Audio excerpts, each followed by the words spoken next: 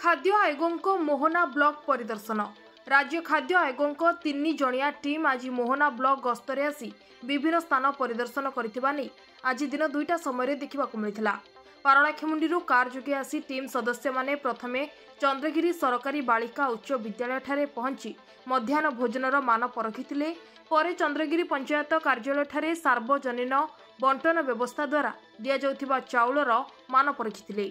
एहापरे माणिकपुर उच्च प्राथमिक विद्यालयर मध्याह्न भोजन जांच करने सह पंचायत कार्यालयर पीडीएस विभाग परिदर्शन करथिले।